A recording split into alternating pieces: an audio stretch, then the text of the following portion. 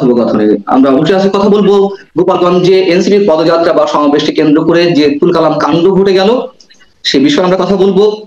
কার পরাজয় কার বিজয়, এবং একই সঙ্গে নির্বাচন কমিশনের ওয়েবসাইট থেকে নৌকা প্রতীক তুলে নেওয়া হয়েছে কেন, কি কারণে, রাজনীতি কোন দিকে, নতুন কোনো বার্তা আসছে কিনা, এই বিষয়ে আলোচনার জন্য আমাদের সঙ্গে যুক্ত রয়েছেন ঢাকা বিশ্ববিদ্যালয়ের আইন বিভাগের অধ্যাপক ডক্টর শেখ হাফিজুর রহমান কার্জন। অধ্যাপক কার্জন, আপনাকে স্বাগত জানাচ্ছি আমাদের অনুষ্ঠানে। আপনি নিঃসন্দেহে জানেন যে সারাদিন গোপালগঞ্জে কি অবস্থা ছিল, কি ধরনের পরিস্থিতি তৈরি হয়েছে, এবং পুলিশি প্রহরায়, সেনা প্রহরায় এনসিপি তাদের সমাবেশটি করেছে সংক্ষিপ্তভাবে, আগে পরে হামলা হয়েছে সমাবেশ স্থলে। সবকিছু মিলিয়ে এই উত্তেজনাকর পরিস্থিতি কেন তৈরি হলো, কি কারণে তৈরি হলো, আপনার কাছে শুরুতে একটু জানতে চাই। আমার কাছে যেটা মনে হয় যে মানে আমি ব্যক্তিগতভাবে যেটা মনে করি যে আমাদের ছাত্ররা গত আগস্টে অনেক জুলাই আগস্টে অনেক বড় সাহস দেখিয়েছে এবং তারা নতুন রাজনৈতিক দল করেছে। যদি আমি মনে করি যে রাজনৈতিক দলের মানে শুধুমাত্র ছাত্রদের দিয়ে রাজনৈতিক দল করাটা একটা সর্ট অফ মিসনোমার কিংবা কনফিউশন। কারণ কোনো একটা শ্রেণী পেশাকে দিয়ে রাজনীতি হয় না। রাজনীতি হচ্ছে যে সারা দেশের সকল শ্রেণী পেশার মানুষের প্রতিনিধিত্ব থাকতে হবে। এখন ধরেন যে তারা নতুন কিছু করলে আমরা তো খুব আশাবাদী হব, কারণ আমাদের বাংলাদেশে বরাবরই মানে কয়েক দশক ধরে, দশকের পর দশক ধরে ছাত্ররা তরুণরা আমাদের পথ দেখিয়েছে। কিন্তু মুশকিলটা হয়েছে যে তাদের কথাবার্তা আচার আচরণের মধ্যে গণতান্ত্রিক মূল্যবোধটা আমি দেখতে পাচ্ছি না। কথাবার্তার মধ্যে যে আপনার পারস্পরিক শ্রদ্ধাবোধ থাকা দরকার, কথাবার্তার মধ্যে যে বিনয় থাকা দরকার, তাদের কথাবার্তার মধ্যে একটা ঔদ্ধত্য, এবং সম্প্রতি তাদের বেশ কিছু কথাবার্তায় তারা মব ভায়োলেন্সকে তারা জাস্টিফাই করার চেষ্টা করছে। এখন আপনি যদি রাজনীতি করতে গিয়ে আপনি সারাক্ষণ রাজনৈতিক নেতাদের হুমকি দিতে থাকেন, তাদের নামে আপনি মানে রুচিহীন কথাবার্তা বলতে থাকেন, আপনি যদি বলতে থাকেন যে হ্যাঁ মুজিববাদের কবর দিয়ে দিব, হ্যাঁ মুজিববাদের কবর দিয়ে দিব, আপনি তো কোনো একটা বাদ কিংবা কোনো একটা আদর্শ সেটাকে তো কবর দেওয়ার কথা বলতে পারেন। আপনি আপনার আদর্শের কথা বলবেন, আর যদি আপনার কোনো আদর্শ আপনার মানে মনে হয় যে না সেটা আপনি পছন্দ করেন না, আপনার যুক্তি দিয়ে আপনি বলবেন যে আমরা মুজিববাদ পছন্দ করি না এই কারণে করি। আপনি বলবেন যে মুজিববাদ থেকে আপনারা সরে আসেন। এটা হবে রাজনৈতিক আদর্শিক লড়াই। কিন্তু আপনি যখন এই যে কথাগুলো বলছেন এবং সাথে সাথে আপনি মানে জাতির পিতা বঙ্গবন্ধু শেখ মুজিবুর রহমান তার 32 নম্বরের যে বাড়ি সেটাকে যেভাবে ভাঙা হলো, সেটা তো একটা মানে চরম অন্যায়, সেটা ফৌজদারি অপরাধ। অধ্যাপক কার্জন, গোপালগঞ্জে 144 ধারা জারি করা হলো এবং সকাল থেকে আওয়ামী লীগের নেতাকর্মীরা তার রাজনৈতিক কার্যক্রম নিষিদ্ধ করা হয়েছে, কিন্তু হাজার হাজার নেতাকর্মী রাজপথে নেমে আসে। তার আগে এই যে পদযাত্রাটি অন্য জায়গায় শান্তিপূর্ণভাবে অনুষ্ঠিত হয়েছে, কিন্তু এটিকে বলা হলো রোড টু মার্চ, অন্য জায়গায় বলা হলো জেলা মানে পদযাত্রা, এনসিপির জুলাই পদযাত্রা, এইখানে বলা হলো রোড টু মার্চ। এর মধ্য দিয়ে কি একটা উস্কানি তৈরি করার একটা চেষ্টা ছিল? এবং আওয়ামী লীগের আপনার কি মনে হয় কিনা যে এটি না করা হলে আওয়ামী লীগের নেতা কর্মীরা শান্ত থাকতো, এই উস্কানিতে তারা বেশি উত্তেজিত হয়েছে? এবং শোনা যাচ্ছে, কোনো গণমাধ্যমে আসেনি, যে কয়েকজন নিহত হয়েছেন এরকম শোনা যাচ্ছে, এবং 144 ধারা জারি করা হয়েছে। আপনি কি বলবেন? এরকম পরিস্থিতি হলে যেটা হয় যে যারা রাজনৈতিক কর্মসূচি পালন করছেন তাদের তরফ থেকে অনেক সময় মানে শান্তি শৃঙ্খলার স্বার্থে তারা বিরত থাকে, কিংবা ধরেন প্রশাসনের তরফ থেকে সেটাকে আপনার 144 ধারা জারি করে হোক কিংবা যে কোনো ভাবে হোক সেটাকে মানে শান্ত করা হবে। কিন্তু এখানে আমরা দেখলাম আসলে একটা উস্কানি ছিল, এবং আমরা যেটা বেশ কয়েকদিন ধরে আমরা যেটা সামাজিক যোগাযোগ মাধ্যমে আশঙ্কিত হয়েছি, উৎকণ্ঠিত হয়েছি, যে বঙ্গবন্ধুর যে সমাধি আপনার টুঙ্গিপাড়াতে সেটাকে ভেঙে ফেলা হবে, সেটাকে আগুন লাগিয়ে দেওয়া হবে। নানান ধরনের গুঞ্জন শোনা যাচ্ছে, যেমন আপনি বলছিলেন যে বঙ্গবন্ধুর সমাধির স্থলে একটা আক্রমণ হতে পারে, সেই ধরনের গুঞ্জন গত কয়েক মাস ধরেই শোনা যাচ্ছে। আবার এমনও শোনা যাচ্ছে যে এই সমাবেশ বা পদযাত্রাকে কেন্দ্র করে, বিশেষ করে গোপালগঞ্জের বুকে কোন কোন পক্ষের লাশ প্রয়োজন, এবং উত্তেজনা উস্কানি যে পক্ষ থেকে আসুক না কেন লাশের প্রয়োজন ছিল, যার কারণে এটা এক ধরনের মেক করা হয়েছে পরিস্থিতি। এটি তো বাংলাদেশের জন্য খুব স্বাভাবিক ঘটনা, আগে পরে আমরা দেখেছি। এই যদি হয় তাহলে সামনের দিনগুলোতে কি আরো ভয়াবহ কোনো কিছু অপেক্ষা করছে? তাদের আসল যে মানে অন্তর্বর্তী সরকারের যে আসল কাজ সেইটাকে ফেলে তারা তাদের হিডেন এজেন্ডা, যেটা মানে যেটা মনে হচ্ছে আমাদের কাছে যে বর্তমান যে অন্তর্বর্তীকালীন সরকার, তারা মূল সমর্থনটা পাচ্ছেন আপনার মুক্তিযুদ্ধ বিরোধী শক্তি এবং উগ্রবাদী ধর্মপন্থীদের কাছ থেকে। এবং এই সমর্থনটা নিয়ে তারা এখানে মেইন স্ট্রিমের যে রাজনৈতিক দলগুলো, সেই দলগুলোকে নির্মূল করে তারা বিদেশি এজেন্ডা বাস্তবায়ন করতে চান, তারা নির্বাচনকে অনিশ্চিত করে দিতে চান এবং তারা মানে এইখানে একটা নৈরাজ্য তৈরি করতে চান। আচ্ছা, আমি বলছি যে আপনি মুজিববাদ মুর্দাবাদ এনসিপি নেতারা স্লোগান দিচ্ছে, এই প্রসঙ্গটি তুললেন একটু আগে। সেই জায়গা থেকে প্রশ্ন যে গোপালগঞ্জে এরকম একটা উত্তেজনাকর অবস্থা, অগ্নিগর্ভ অবস্থায় আইন শৃঙ্খলা রক্ষাকারী বাহিনীর প্রহরায় হাসনাত আব্দুল্লাহ গোপালগঞ্জের মাটিতে মুজিববাদ মুর্দাবাদ এই শব্দগুলো উচ্চারণ করে এসেছে আইন শৃঙ্খলা রক্ষাকারী বাহিনীর প্রহরায়। আবার অন্যদিকে নিষিদ্ধ হওয়ার পরেও আওয়ামী লীগ ছাত্রলীগের নেতা কর্মীরা যে অবস্থান নিল গোপালগঞ্জের রাজপথে, এই দুটার সংমিশ্রণে আমাদের বিশ্লেষণটা কোন দিকে যাবে? মানে জয় পরাজয়টি কাদের ঘটলো?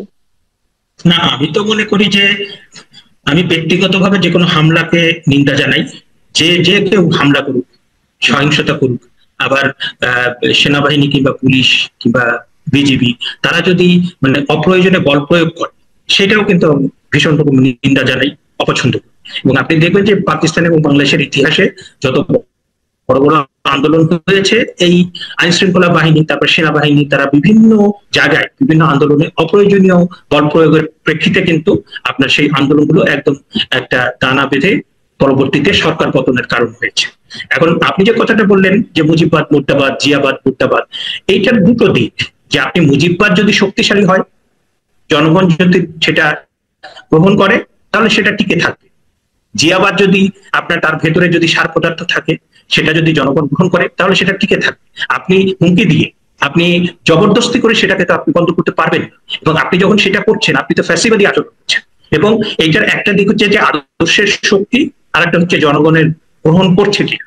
হ্যাঁ, তো সুতরাং আমার কাছে মনে হয় যে এই ধরনের কথাবার্তা মানে অধ্যত্ত কিংবা চাপিয়ে দেওয়া কিংবা আমরাই একমাত্র সঠিক আর সবাই মানে বেঠিক, সুতরাং সেগুলো বিলুপ্ত করে দিতে হবে, এটা তো হিটলার বলেছিলেন যে we are the best nation in the whole world, সুতরাং আমরাই পৃথিবীকে শাসন করব, সমস্ত পৃথিবীর সমস্ত রাজ্য আমরা দখল করে নেব। এবং সেই যে অহংকার, সেই যে ফ্যাসিবাদী আচরণ, সেটা করতে গিয়েই তো তার পতন হলো।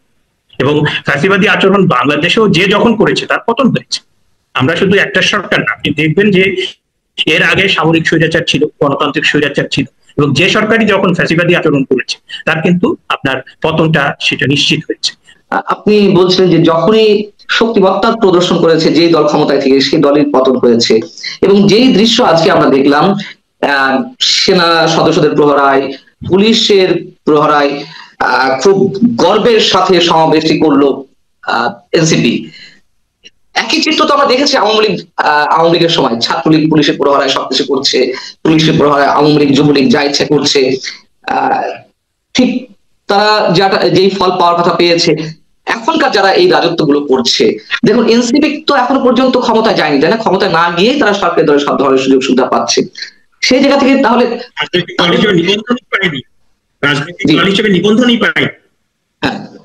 সেই জায়গাতে এই ধরনের প্রোটেকশন, এই ধরনের প্রোটোকল, এই ধরনের তাদের এসকর্ট করে সবকিছু করা, তো তাদের পরিণতি কি হতে পারে? আমরা তো আওয়ামী লীগ যুবলীগ ছাত্রলীগের পরিণতি দেখেছি, এনসিপি পরিণতিটা কি হতে পারে? না, আপনার সাথে তো আমার বন্ধুত্ব অনেক দিনের, তাই না? আপনার সাথে আমার জানাশোনা অনেক দিনের। এবং এর আগের যে মানে সময়ে আওয়ামী লীগের শাসনামলে নানা রকম মানে বাড়াবাড়ি হয়েছে, নানা রকম এমন কিছু হয়েছে যেটা মানে মর্মাহত করেছে আমাদেরকে, আমরা আশাহত হয়েছি। আমরা কিন্তু তখনই বলেছি যে এই কাজগুলো করা ঠিক হচ্ছে, এটার পরিণতি কিন্তু ভালো হবে। এবং মানে আওয়ামী লীগের মতো দল কিংবা বিএনপির মতো দল, বিএনপি 2001 থেকে 2006 পর্যন্ত এমন অনেক কিছু করেছে যেটা করাটা কিন্তু ঠিক হয়, এবং যার জন্য কিন্তু বিএনপিকে মূল্য দিতে হয়েছে। আওয়ামী লীগ বিভিন্ন সময় ক্ষমতায় থেকে যে সমস্ত কাজ করেছে, কোনটা আপনার অপ্রত্যাশিত ছিল, কোনটা ঠিক হয় নাই, কোনটা বাড়াবাড়ি ছিল, সেগুলোর জন্য কিন্তু আওয়ামী লীগকে মূল্য দিতে হচ্ছে। আর আওয়ামী লীগ এবং বিএনপি যেখানে 40% করে আপনার ভোট আছে, 30 থেকে 40%, তাদেরই যেভাবে মূল্য দিতে হয়। আর এদের তো মানে এরা তো রাজনৈতিক দল হিসেবে দাঁড়াই না, আপনি সবেমাত্র শুরু করেছেন এবং সেটা শুরুটা পদযাত্রা হচ্ছে। এবং আপনি দেখবেন যে আজকের সমাবেশে মানুষ কোথায় ছিল, তাদের সমর্থককে আপনি দেখেছেন? মানে ক্যামেরাগুলো তো শুধুমাত্র মঞ্চের দিকে। এক্স্যাক্টলি, আমি বলছি 1 থেকে 1.5 পর্যন্ত হয়েছে।